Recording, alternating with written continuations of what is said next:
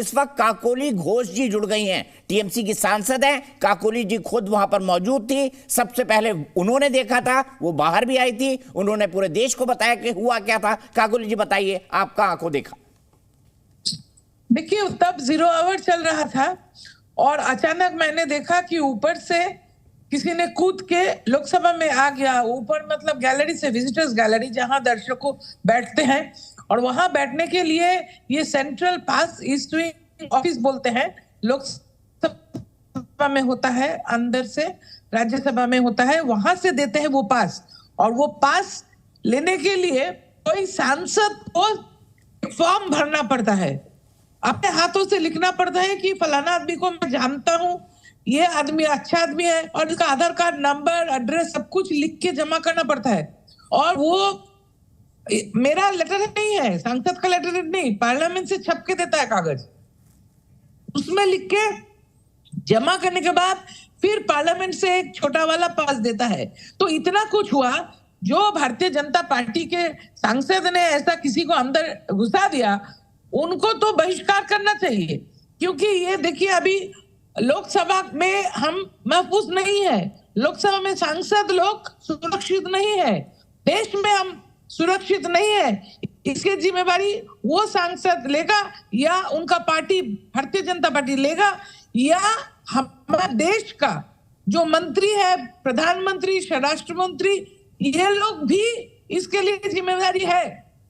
जो अंदर गया उसके पास कुछ था, हमें लगा कि ये एक कुछ हथियार होगा, खुद के जब नीचे आए हाथ में निकाला, हमने सोचा कि कुछ हथियार। मैंने सिक्योरिटी पुलिस ऐसा करके बहुत चिल्लाई, कोई नहीं आया, बाहर आके चिल्लाई तब भी कोई नहीं आया।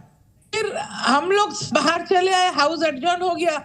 उसके बाद कम से कम 40 मिनट बाद पुलिस आया।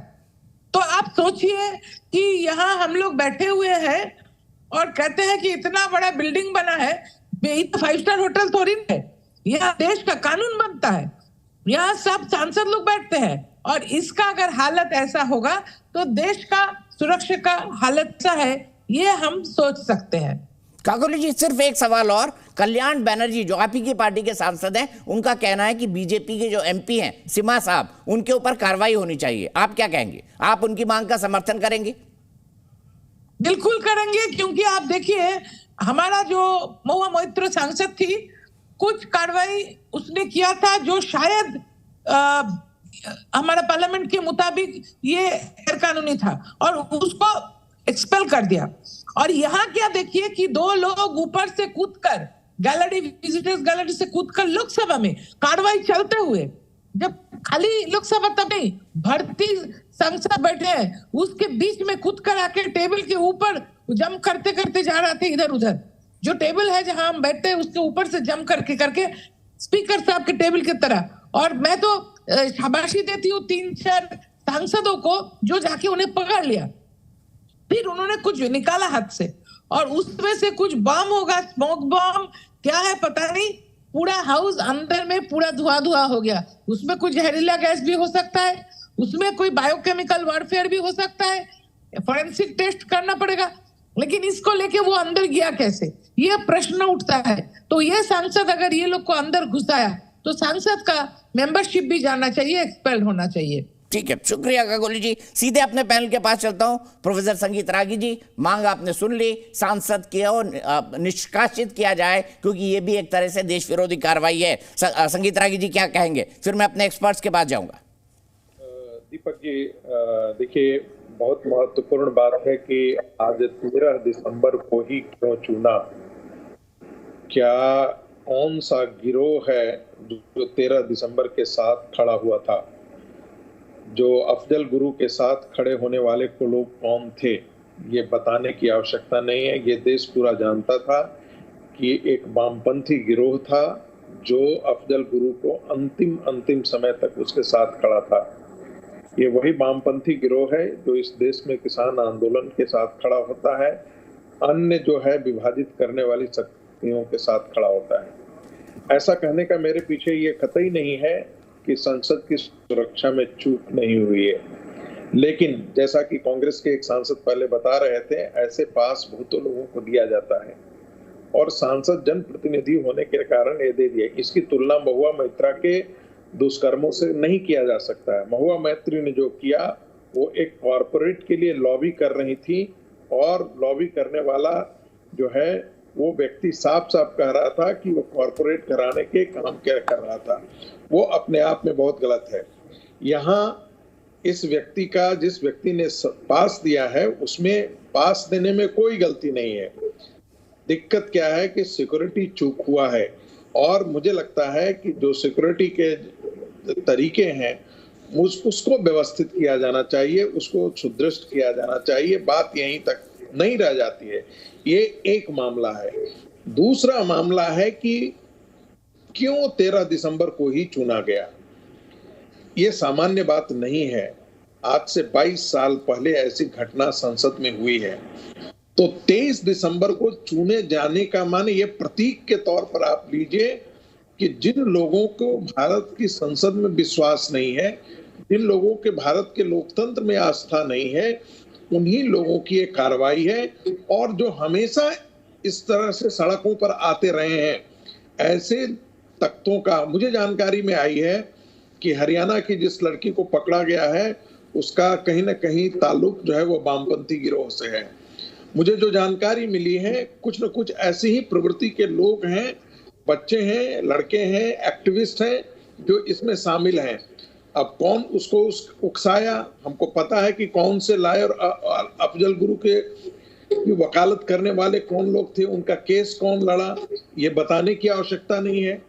तो क्या मुझे दिलचस्पी आ गया है, इन बच्चों को बचाने के लिए कौन आता है। मैं तो मानता हूं कि ये ऐसा जघन्य कार्रवाई है जिनमें जो पकड़े गए हैं उनके खिलाफ कठिन से कठिन सजा दी जानी चाहिए। मैं फिर कह रहा हूं, दोहरा रहा हूं, कठिन से कठिन सजा, इतनी कड़ी सजा दी जानी चाहिए कि कोई संसद के मंदिर में, लोकतंत्र के मंदिर में इस ढंग की घटना करने से पहले 100 बार। ठीक है, मैं सीधे एलन राव साहब के साथ चलता हूं। एलन राव साहब, मुझे बताइए 13 दिसंबर की तारीख का मतलब और आज के दिन हमला करने का मतलब, यानी किसी के दिमाग में था, यानी कोई षड्यंत्र रच रहा था, यानी कोई एक पॉलिटिकल या सोशल स्टेटमेंट देना चाहता था, क्योंकि 2 लोग अंदर हैं तो 2 लोग बाहर हैं और 2 लोग फरार भी, यानी कोई वेल कोऑर्डिनेटेड एफर्ट तो राव साहब था। और 13 दिसंबर की तारीख की अपने सिंबॉलिक महत्व है।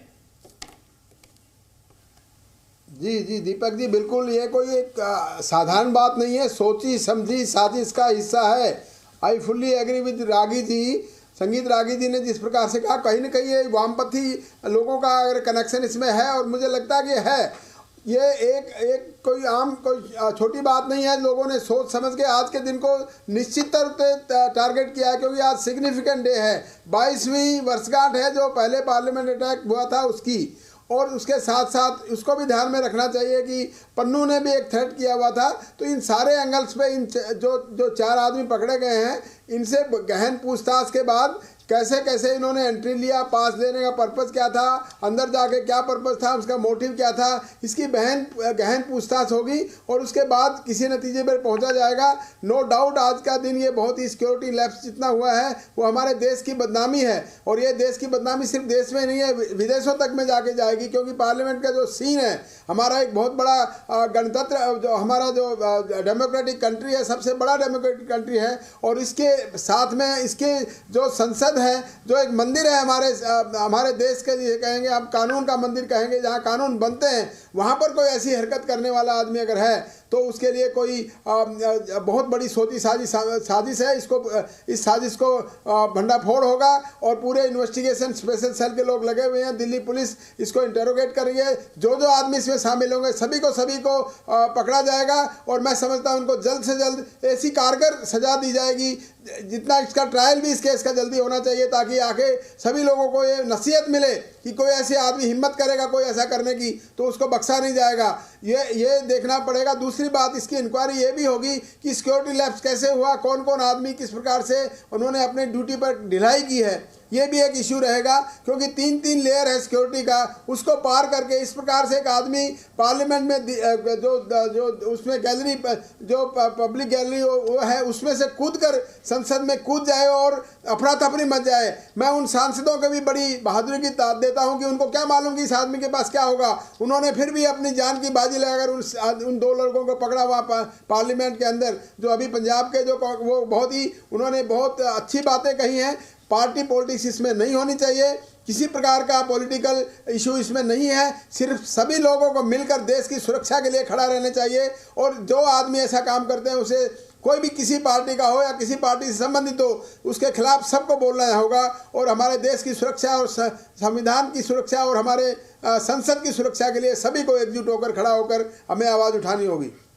ठीक है, मैं यहाँ से सीधे चलता हूँ धीरेन्द्र कुमार जी के बाद। धीरेन्द्र कुमार जी, मैं आपसे समझना चाहूंगा, ये जो मांग टीएमसी कर रही है कि भाई महुआ मोइत्रा को तो आपने निकाल दिया, निष्कासित कर दिया, सिन्हा साहब से भी जो है मैसूर के सांसद है बीजेपी के, उन पर भी कार्रवाई हो, एलजेपी का क्या मानना है?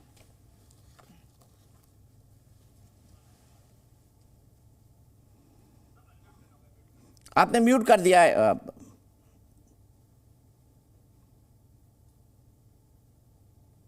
धीरेन्द्र भाई, आपने म्यूट कर रखा है।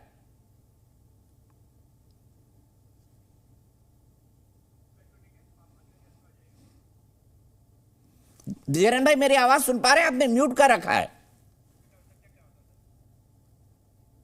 ठीक है, संगीत रागी जी, जो नारे लगे तानाशाही नहीं चलेगी, ठीक है, संसद में अधीर रंजन चौधरी कुछ कह रहे हैं, वहीं चलते हैं।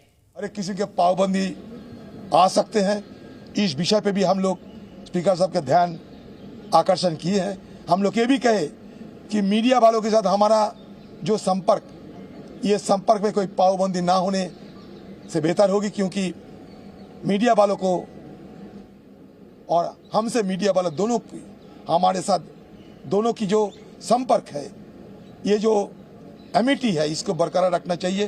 पाबंदी के चलते किसी का कोई असुविधा ना हो, चाहे मीडिया वालों हो, चाहे वो विजिटर्स हो, क्योंकि पुराना बिल्डिंग में सब कुछ तो मिलते थे, हमें नया बिल्डिंग में भी मिलना चाहिए। चाहे इसके लिए कोई भी कदम उठाना जरूरी है, वो कदम जल्द से जल्द उठाया जाए, यही हमारा मांग था।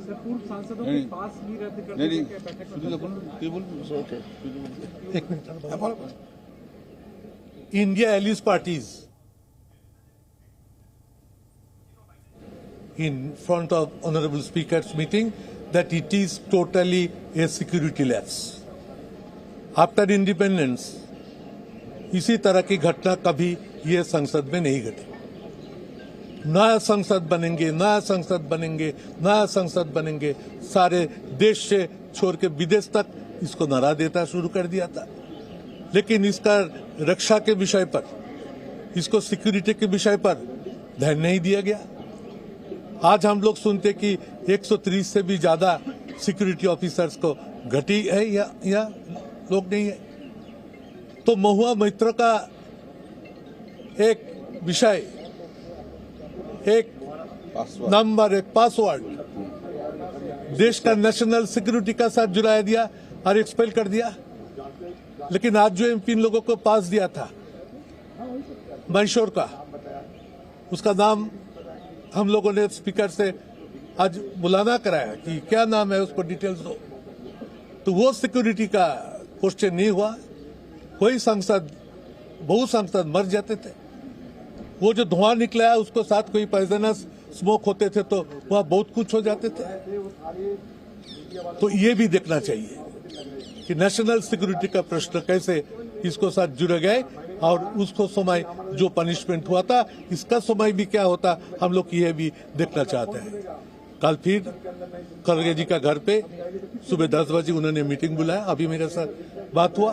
कल वहां जाके हम लोग हमारे इंडिया लिस्ट का अगले कर्मसूची हम लोग विस्तारित रूप से बताएंगे। जो एक्टिविटीज हुआ है, जो एक्टिविटीज आज हुआ है, जो क्रिमिनलिटी हुआ है पार्लियामेंट का अंदर,